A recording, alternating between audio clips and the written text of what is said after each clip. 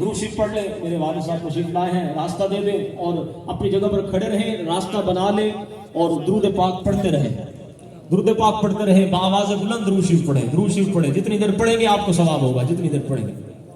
پیر صاحب کی زندگی کے بارے میں جاننے کے لیے اور ان کی مزید ویڈیو حاصل کرنے کے لیے ہمارا چینل ڈاکٹر محمد راشد حبیب سبسکرائب کر لیں اور بیل کے آئیکن کو پریس کر لیں. آپ کو مزید ویڈیوز اور اپڈیٹس ملتی رہیں گی. تشریف رکھیں حضرات, اپنی جگہوں پر بیٹھ جائیں.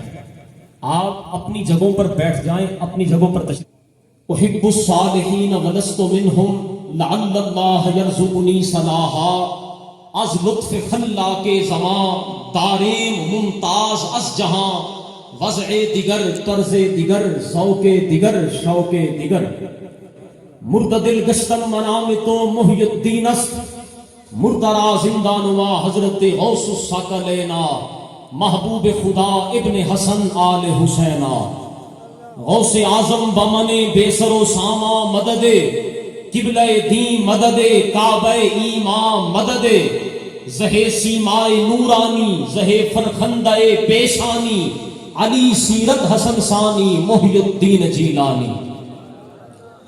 وَكُلُّ وَلِيٍّ لَهُ قَدَمٌ وَإِنِّي عَلَىٰ قَدَمِ النَّبِيِّ بَدْرِ الْكَمَالِ أَنَا الْجِيلِيُّ مُحْيِي الدِّينِ اسْمِي وَأَعْلَامِي عَلَىٰ رَاسِ الْجِبَالِ وَعَبْدُ الْقَادِرِ الْمَشْهُورُ اسْمِي وَجَدِّي صَاحِبُ الْعَيْنِ الْكَمَالِ.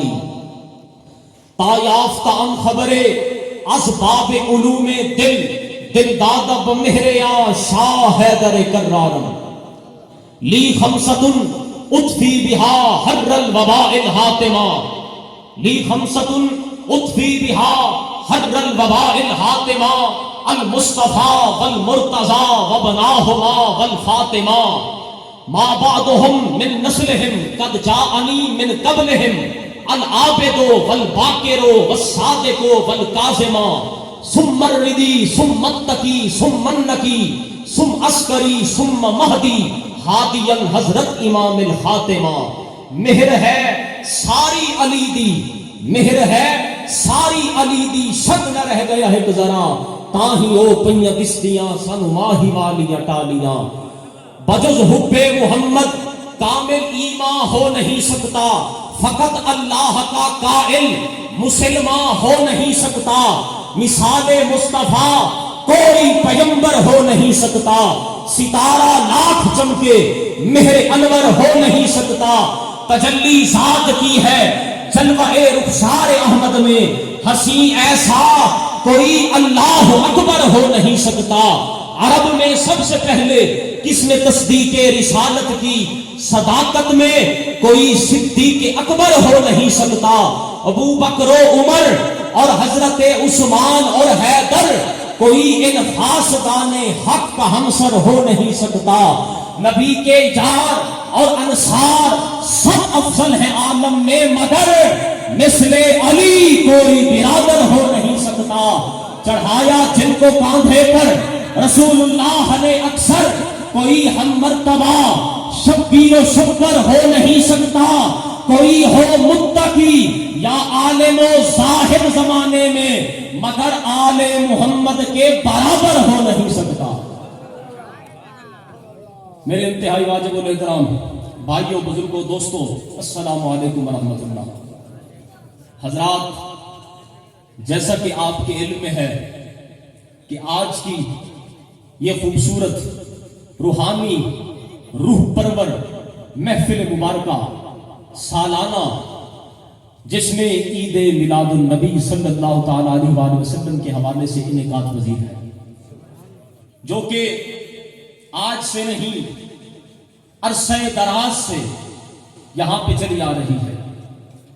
پہلے میرے دادا جگر گوشہ امام الواصلین, المتصف بأوصاف اللہ, المتخلق باخلاق اللہ, عمدۃ القاملین, قدوۃ السالکین, زبدۃ العارفین, حضرت سیدنا پیر حافظ قمر الدین شاہ صاحب رضی اللہ تعالی عنہ, آپ کے دور پاک میں یہ محفل مبارکہ منائی جاتی تھی اور شب بیداری کا خاص اہتمام ہوتا تھا. لیکن موجودہ دور کے تقاضوں کو مد نظر رکھتے ہوئے اس محفل کو مختصر کیا گیا۔ اب اس کی سرپرستی میرے والد گرامی جگر گوشہ امام الواصلین جانشین قمر الاولیاء حضرت علامہ پیر سید حافظ جعفر علی شاہ صاحب سجادہ نشین آستانہ عالیہ غوثیہ مہریہ مہرآباد شریف، آپ اس کی صدارت اور سرپرستی فرماتے ہیں۔ اور آپ کے سامنے سٹیج پر اس وقت میرے برادر اکبر حضرت پیر سید نوازش علی شاہ صاحب، آپ اس محفل مبارکہ کی نگرانی اور تمام انتظامات کی نگرانی فرماتے ہیں۔ اللہ تعالیٰ اس محفل مبارکہ کو اپنی بارگاہ میں قبول و منظور فرمائے۔ حضرات، کافی دیر سے آپ تشریف فرما ہے اور حضور کی ثنا خوانی بھی آپ نے سنی اور خطابات بھی آپ نے سنے۔ ڈاکٹر بشیر احمد صاحب اور مفتی در علی صاحب کا خطاب بھی آپ نے سنا، اور اب میرے بعد انشاءاللہ آپ کے سامنے اسٹیج پر ہمارے مہمان خطیب سرزمین لیا سے تشریف فرما ہوئے حضرت علامہ مولانا پروفیسر مفتی احمد رضا اعظمی صاحب، آپ کا میرے بعد خصوصی خطاب ہوگا۔ میں مفتی صاحب کا شکریہ ادا کرتا ہوں کہ آپ نے حسب سابق مجھ ناچیز کی دعوت کو قبول فرمایا اور لیا سے سفر کر کے یہاں پر تشریف فرما ہوئے، اور آج تیسری مرتبہ یہاں اس آستانہ قدس نشان پر حضرت کی حاضری ہوگی۔ اور میں نے حضرت کو یہ عرض کی تھی کہ آپ جب تک آپ کی زندگی ہے یا ہماری زندگی ہے، یہ ڈیٹ آپ اپنی ڈائری میں لکھ لیں، ہر سال آپ کا خطاب ہوگا، اور انشاءاللہ جب تک ان کی زندگی یا ہماری زندگی، ہر سال یہاں پر اس رات کو مفتی احمد رضا اعظمی صاحب کا خطاب ہوگا۔ میں مختصر حاضری، انشاءاللہ میرے بعد 1 گھنٹہ تک مفتی صاحب گفتگو فرمائیں گے، اور اس کے بعد انشاءاللہ سلام پڑھا جائے گا، نماز ہوگی، پھر ختم شریف اور لنگر شریف کا اہتمام ہوگا۔ آغاز گفتگو حسب معمول ایک حدیث سے کرنا چاہوں گا۔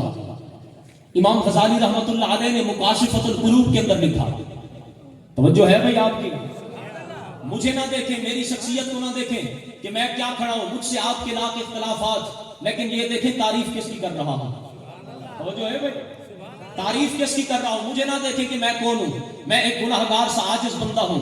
میرا جو تعارف مفتی ظفر اقبال قمری صاحب کروا رہے تھے، میرا سب سے جو بڑا تعارف ہے وہ یہ ہے کہ میں تاجدار گولڑا کا غلام ہوں، بس ہمارے لیے سب سے بڑا تعارف یہی تعارف ہے۔ امام غزالی رحمۃ اللہ علیہ مکاشفۃ القلوب میں فرماتے ہیں کہ اللہ تعالیٰ نے ایک فرشتہ پیدا فرمایا ہے۔ ملک کلر صاحب یہاں سے آپ کھڑے ہو جائیں، یہاں سادات کرام بیٹھے ہیں، سادات اور علماء آگے تشریف لائے، باقی احباب سادات کے پیچھے درود شریف پڑھ لیں۔ اللہ تعالیٰ نے ایک فرشتہ پیدا فرمایا ہے جس کا ایک پر مشرق میں ہے، دوسرا پر مغرب میں ہے، اس کا سر زیر عرش ہے، اس کے دونوں پاؤں تحت سرا ہیں۔ روئے زمین پر جتنی بھی اللہ کی مخلوق آباد ہے، اس کی جتنی تعداد ہے اتنے اس فرشتے کے پروں کے اوپر بالوں کی تعداد ہے۔ سرکار فرماتے ہیں میری امت میں سے جب کوئی مرد یا عورت ایک مرتبہ مجھ پر درود پاک پڑھتا ہے، کتنی مرتبہ بولے؟ ایک مرتبہ مجھ پر درود پاک پڑھتا ہے، اس فرشتے کو امر الہی ہوتا ہے، عرش کے نیچے بحر نور ہے، نور کا ایک سمندر ہے، وہ فرشتہ اس میں غوطہ ہو کر باہر نکل کر اپنے پروں کو جھاڑتا ہے، جتنے بھی قطرات ٹپکتے ہیں ہر قطرے کے بدلے خداوند متعال ایک فرشتہ پیدا فرماتا ہے جو قیامت تک درود پاک پڑھنے والے کے لیے مغفرت کی دعا کرتا رہتا ہے۔ توجہ ہے اللہ؟ حدیث قدسی ہے، حدیث قدسی اس حدیث کو کہا جاتا ہے جو کلام اللہ تعالیٰ کا ہو، اس کے راوی جناب محمد رسول اللہ صلی اللہ علیہ وسلم ہو، اس حدیث کو حدیث قدسی کہا جاتا ہے۔ اور حدیث قدسی کا مفہوم ہے، اللہ تعالیٰ فرماتا ہے اے ابن آدم، ایک تیری چاہت ہے اور ایک میری چاہت ہے۔ بیٹھے ہیں آپ، سو رہے ہیں، جاگ رہے ہیں، جاگ رہے ہیں تو اپنے جاگنے کا ثبوت دے بآواز بلند سبحان اللہ۔ اے ابن آدم، ایک تیری چاہت ہے اور ایک میری چاہت ہے، ہوگا وہی جو میری چاہت ہے، بس اگر تو نے سپرد کر دیا اس کے جو میری چاہت ہے تو میں وہ بھی تجھے دے دوں گا جو تیری چاہت ہے، لیکن اگر تو نے مخالفت کی اس میں جو میری چاہت ہے تو میں تھکا دوں گا تجھ کو اس میں جو تیری چاہت ہے، پھر وہی ہوگا جو میری چاہت ہے۔ اب سمجھیے بات کو، اللہ تعالیٰ نے مجھے آپ سب کو پوری آدم کی اولاد کو مخاطب کر کے فرمایا، اے انسان، ایک وہ چیز ہے جو تو چاہتا ہے، ایک وہ ہے جو میں چاہتا ہوں، ہونا کیا ہے؟ ڈیفینیٹلی وہی ہوگا جو اللہ تعالیٰ چاہتا ہے، وہی ہوگا جو اللہ چاہتا ہے۔ ہر کام من جانب اللہ ہے۔ اللہ نور السماوات والارض مثل نورہ کمشکاۃ فیہا مصباح المصباح فی زجاجہ۔ تو جو ہے حضرات، ایک وہ چیز ہے انسان جو تو چاہتا ہے، ایک وہ ہے جو میں خداوند متعال چاہتا ہوں۔ ہونا کیا ہے؟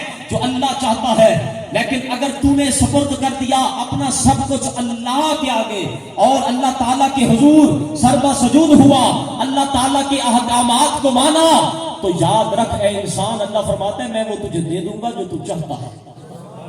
لیکن اگر تو نے غلطی سے بھی مخالفت کی اس کی جو اللہ کی رضا ہے، تو اللہ تعالیٰ فرماتا ہے تجھے میں تھکا دوں گا، ایسا تھکا دوں گا، تمہارا مارا پھرتا رہے گا، بھٹکتا رہے گا، در بدر کی ٹھوکریں کھاتا پھرتا رہے گا، منزل مقصود تک نہیں پہنچ سکے گا۔ اگر منزل تک پہنچنا چاہتا ہے تو اللہ فرماتا ہے میری اطاعت کر، جو میں چاہتا ہوں میری رضا پر عمل کر۔ اب اللہ تعالیٰ کیا چاہتا ہے؟ توجہ ہے بھائی؟ میں تھوڑا محفل کا ماحول بنا رہا ہوں مفتی صاحب کے خطاب کے لیے، کیونکہ یہ اتنا سفر کر کے جو آئے ہیں، ورنہ میرا تو گھر ہے، میں ان کے لیے تھوڑا آپ کو گرم جوشی کا اظہار کریں۔ حضرات توجہ چاہوں گا، اللہ تعالیٰ کیا چاہتا ہے؟ حضرت آدم علیہ السلام نے کہا یا اللہ تو راضی ہو جا، حضرت ابراہیم علیہ السلام نے کہا یا اللہ تو راضی ہو جا، حضرت موسیٰ علیہ السلام نے کہا یا اللہ تو راضی ہو جا، حضرت یوسف علیہ السلام نے کہا یا اللہ تو راضی ہو جا۔